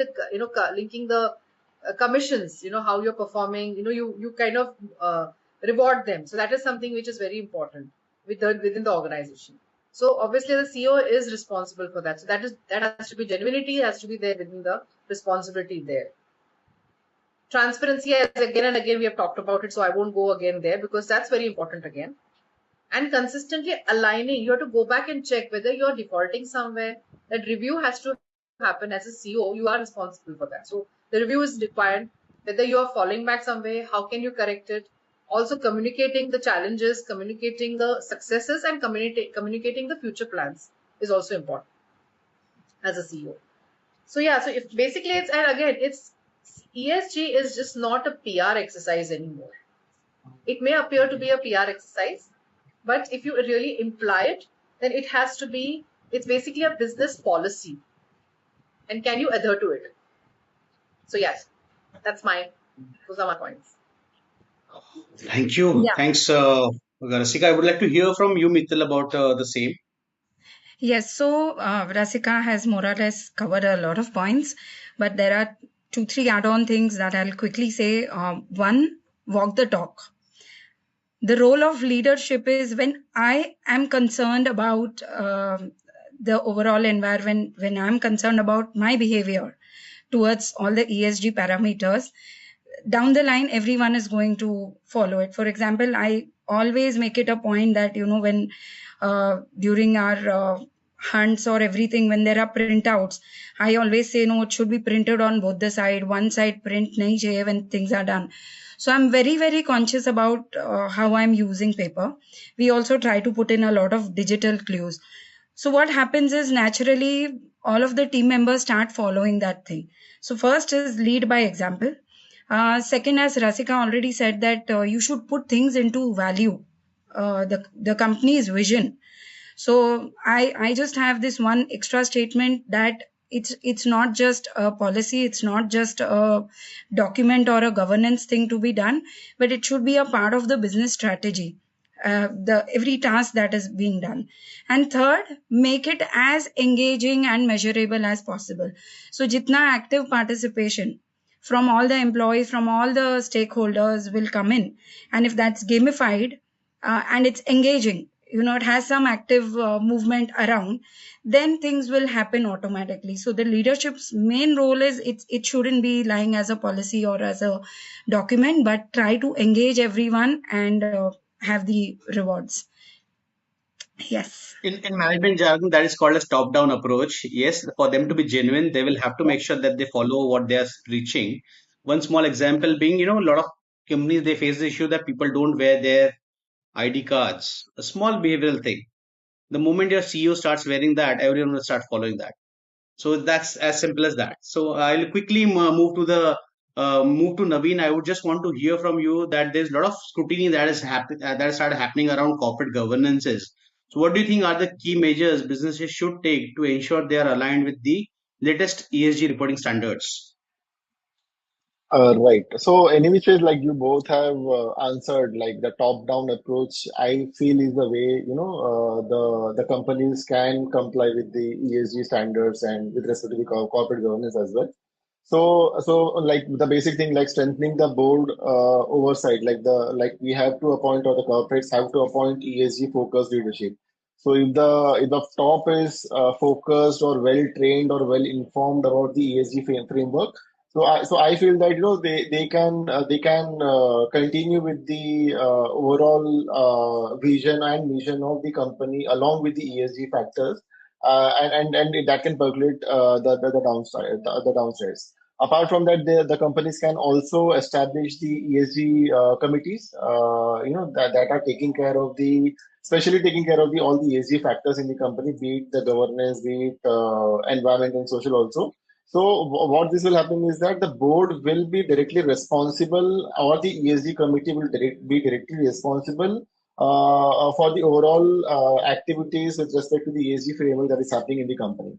And definitely, like we have already talked about the behavioral changes that has to be brought. But what the best way to bring the behavioral changes than the linking the compensation of the higher ups with respect to the ESG performance. So rewarding leadership based upon the ESG will definitely foster the accountability and bring the real action in the ESG sector. Apart from that, Sumit, you also know that there have been a lot of standards which have been brought upon. Currently, there are many standards, and standardization is being taking place. But if the leadership is well aware of all these standards, like GRI, which is there, SAS, which is there. Apart from that, we have TCFD also. Then ISSB. So all these different standards are there for different sectors. Industry specific is there. Now, apart from the company is there. So definitely the standardization is happening. But the businesses also should proactively adopt these frameworks so that they gain the credibility and attract investors and customers as well, and avoid risk in the future. Apart from that, the data transparency and everything should be in place so that the compliance and all those things can be taken care of. I feel Microsoft and Unilever are the best examples where they have been reporting based on the ESG framework, and they are doing it transparently as well as in an accountable way. So these things, I feel that in short, these things will bring proper kind of governance, and the leadership will be complying, and in turn the companies will be complying with respect to the ESG framework. Thanks, Naveen. Considering the time frame, I'll quickly move. We already have talked about a lot of challenges and the barriers, like behavioral aspects, the financial issues, the lack of awareness among the team members. However, one critical thing, I think, I'll put this across to the an entire panel, not necessarily just to one person at this point. Where should a business begin about their ESG journey? Just one single quick point, so that we can immediately go to the next item on agenda. What do you think is going to we have talked about a lot of barriers and the challenges that businesses are facing, where they should begin? Where do you think uh, business should start focusing on ESG? At what point, from where they should begin?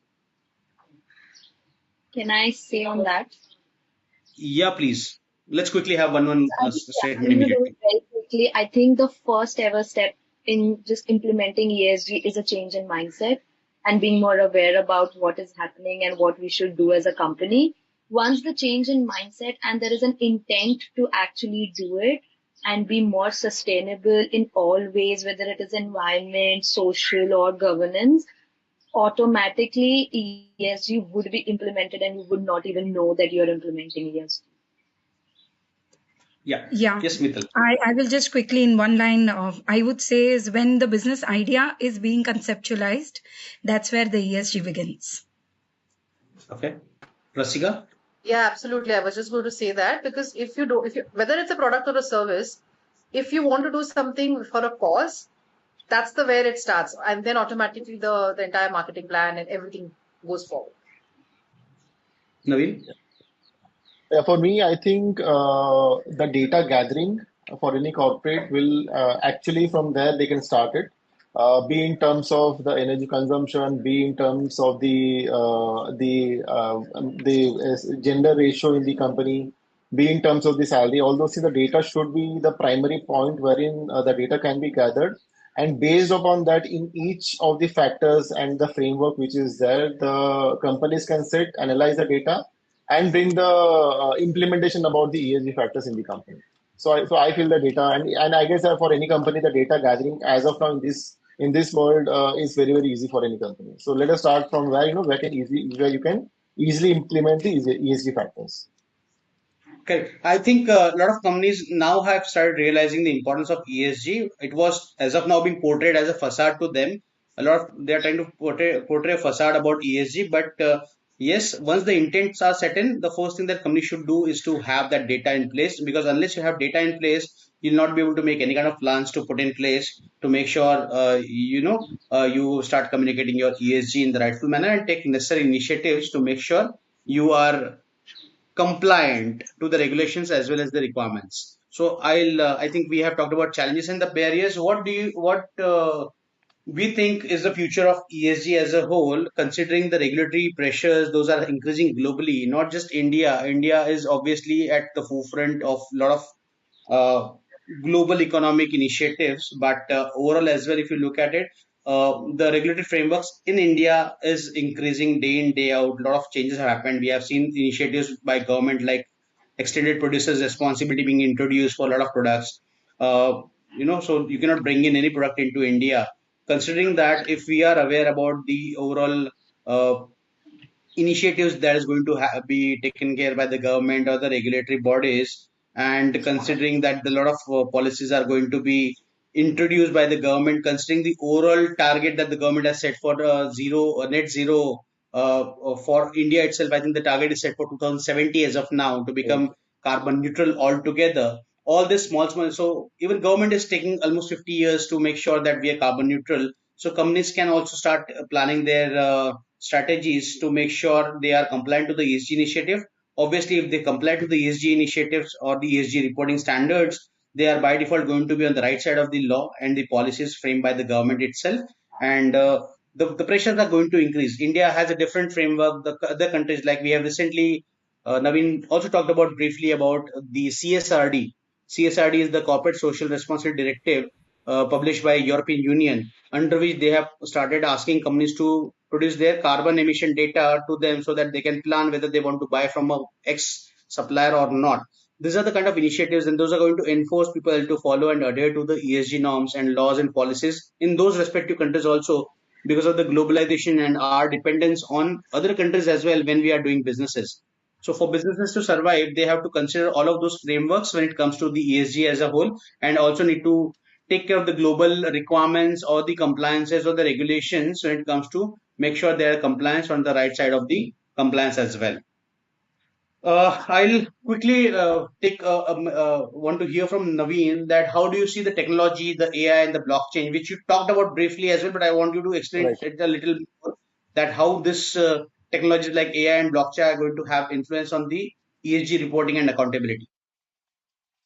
Right. So definitely like AI, blockchain, or like even a simpler version like IoT can also help in an immense way in the environmental or overall ESG reporting. Like how we utilize in our solar sector also, like the real time monitoring of solar generation and the energy consumption of any company. So even once you have the data, once you know what kind of requirement is there at what point of time, and that you can replace with the renewable, so that can be the best way. Apart from that, we also have AI, how we can utilize AI for the data collection. The manual data collection definitely will have some or the other kind of manual errors. So once we use AI for the automated data collection, and the computing power has increased so much, you can have a real-time analysis also. So this can definitely reduce the human error and give actually the real-time insights as well. When you have good amount of data using AI or other kind of technologies, you can have real-time predictive analysis as well. So like things can move in a faster way. The overall risk can be reduced. It will help businesses to take proactive actions and all those things. Second thing which you talked about is the blockchain which is there. So blockchain will definitely bring about the kind of transparency which is there. The NFT tokens, whatever is there, we already know about it. So this can be used to have some kind of record keeping in terms of supply chains, or from where the material has been procured. All those things, the data manipulation can be reduced. It can drastically help in the governance part also. And like the supply chain which I've already talked about, the whatever the contracts are there with respect to the customers or suppliers, what we talked about in our brief discussion about the from where the sugarcane is being procured. Even those can be contractualized in a proper way through blockchain, and the overall data manipulation can be reduced. This thing. So I feel the convergence of this AI and blockchain and IoT can help immensely in the ESG, particularly in the ESG reporting, where the standards or the frameworks who are maintaining or who are giving the scores can also have a better confidence on the companies who are reporting it. So definitely this can improve the carbon credit market, overall the carbon pricing, the IREX pricing which is there. Once this is being implemented, the ESG rating which we might have missed, or which we should talk about, the ESG rating of the company, and based upon the ESG rating of the company, how the investment decision can be taken by the investors or the bankers. So all these things can be improved drastically, and I feel that it will be a lot easier for the decision makers to take the call on the companies.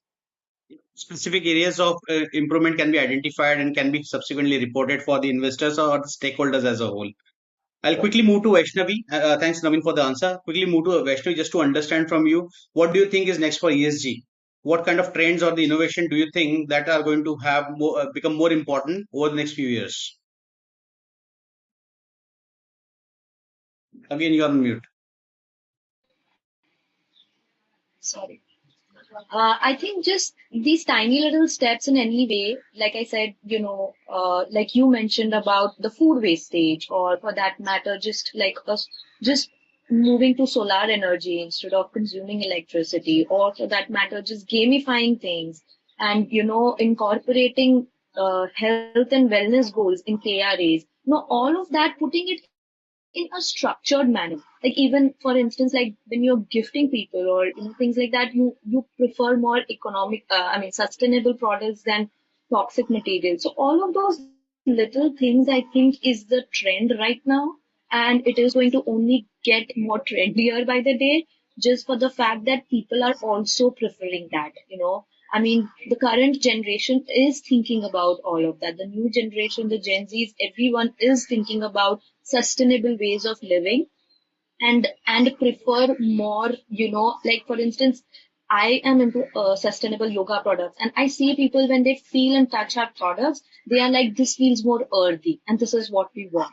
This feels more natural rather than breathing in something on a mat which has toxic material. So like, I'm sure in every industry there is like, something that the current generation, the new generation, and us as well are thinking about, changing. So I think bringing that little change in every way, in your way of life, whether it is at home, whether it is at workplace, and also being thinking about others, about the wellness of others, I think it does make a lot of difference, and that is the direction that we are actually taking in. Like, we are actually going that way, which in a way I think is for a reason, because that is probably helping a lot of companies. Because I was mentioning about the KRAs. There are companies, actually I have a list: the Dash Bank, the Aditya Birla Health Insurance, Upgrad, Philips, Hales, Misho, all of them are integrating health goals and giving 10% weightage in KRAs. And it is for a reason, I'm sure, because it's working for them. And it's not now, but they have been doing it for the last 2 years. And for that matter, even Upgrad has like started this initiative of Wheel of Happiness program, where they're educating people on the science behind happiness. And I think, again, like that is for a reason that they are doing, because they know that this is indeed is helping in bringing in that, that productivity and performance from the employees, and there is more retention. So all of those little efforts, and in just changing that mindset, like I said, that shift in mindset to think about others, being more aware about what is happening around us in itself is going to bring all of these things into picture. And that is what is happening at this point, where everywhere and wherever I go, I see people making that little change in their choices. And that is the trend that will be set in the next 5 to 10 years, and it's only going to be much more. Wow. Fabulous. I think what a fabulous discussion we have had, guys. I'll quickly run to the conclusion part of it. We'll have a small, quick answers from each one of you about one advice that you would like to give to the companies who are looking to improve their ESG practices, but looks like a Himalaya to start with. It looks like really get overwhelmed by the overall scope of the ESG itself. Yeah, Rasika, one advice. Yes, thank you, Sumit. So, keep it simple is the mantra that I follow. No adding, in terms of it, when you want to do something, if you keep it simple, it is easy for you to communicate also to your buyers. So, any organization just needs to keep it simple, be it their product or any service. Fabulous. Vaishnavi, if you could change one thing about how businesses approach ESG today, what do you think it would be and why? Sorry, I didn't understand your question. You mean how businesses see ESG today? No, no. If you want to, yeah, you can also say that. I said one thing that you think how businesses should approach ESG today and what it would be. I think it should How they start from see the it. top. Yeah, I think Yeah. it should start from the top. The CEOs, the managers, the board of directors who should be first aware what ESG is and get a little bit more knowledge on how they can implement ESG. And I think once that, like you mentioned, when a CEO is wearing an ID card, everybody else will.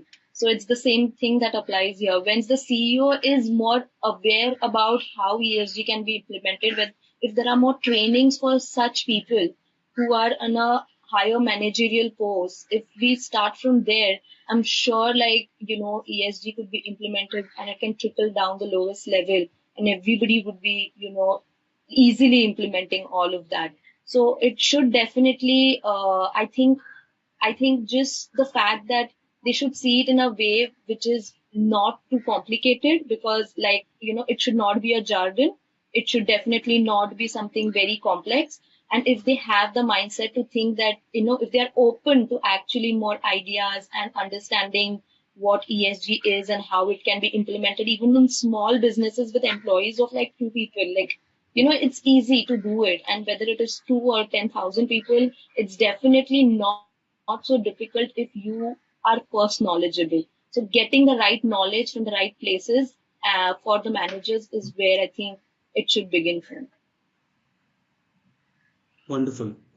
Finally, very quickly from Naveen and Mittal, I want to hear how can we as consumers, investors, and individuals can help businesses to adopt ESG practices?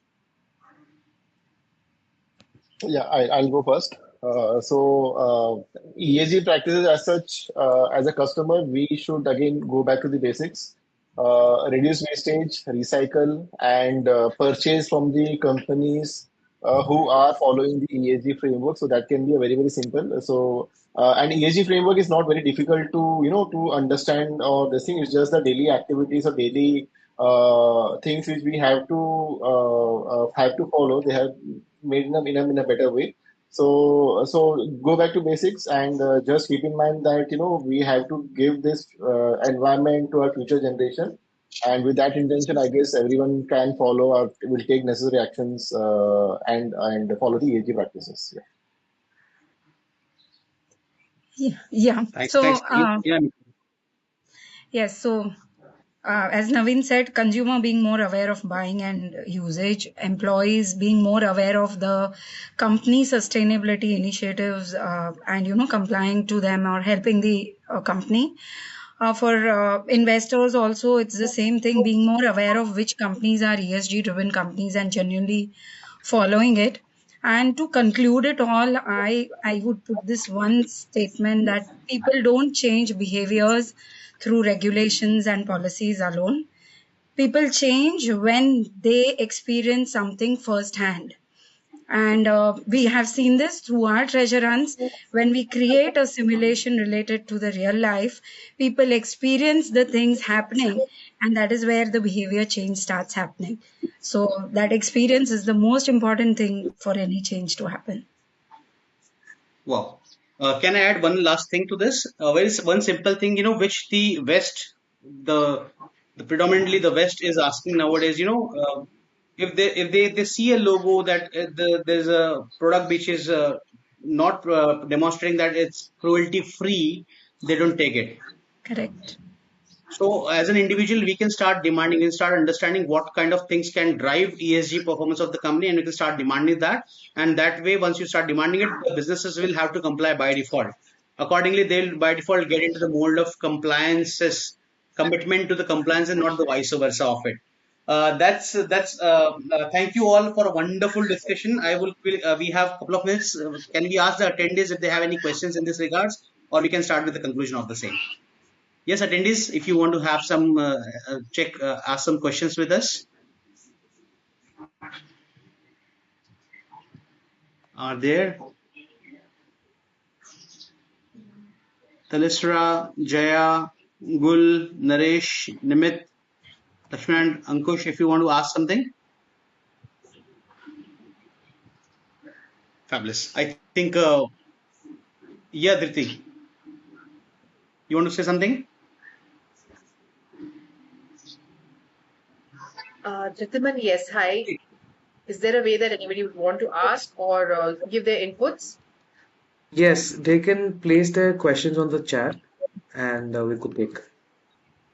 Okay, thank you. Okay. So I don't see any questions as of now in there, but fair enough. Thank you, panel. Thank you, panel. Thank you for being there. I think today we have explored the growing importance of ESG in shaping businesses and strategies for their environmental initiatives to social responsibility and corporate governance. We also discussed the challenges companies face in integrating these practices and long-term benefits of doing so. The evidence is clear. Businesses that embrace ESG practices are not only helping to build a more sustainable world, but also positioning themselves for long-term success.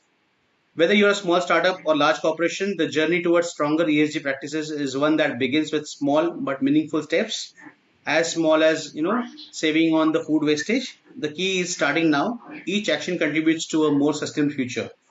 As the ESG landscape continues to evolve with new regulations, technologies, and consumer demands, it's crucial for business to stay informed and agile.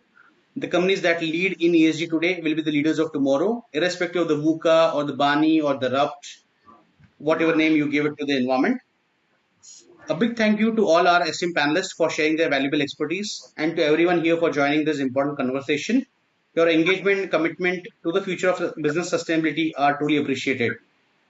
Let's continue the conversation beyond today, whether through networking, webinars, or other initiatives. The journey towards sustainable business practice is one we should all keep pushing forward. That's all I had to add. Thank you everyone for being here. If you want to pass on your closing comments, the stage is yours. Yeah, thank you, Sumit, for keeping it so alive and moderating it so well. Thank you so much. Thank you, Sumit. Thank you, other panel members. Thank you, everyone. I guess thank you, Sumit, for moderating excellently. All the inputs were excellent from everybody. Thank you, Vaishnavi, Mittal, Navi. So, thank you, Dritiman, and I'd like to thank the opportunity given to us by the Rise and Idobro. Yes. I don't know whether Naresh is there at the moment here. Naresh is the one who has been the main person who kind of approached us and gave us this opportunity, and it's a wonderful platform. Looking forward for next year.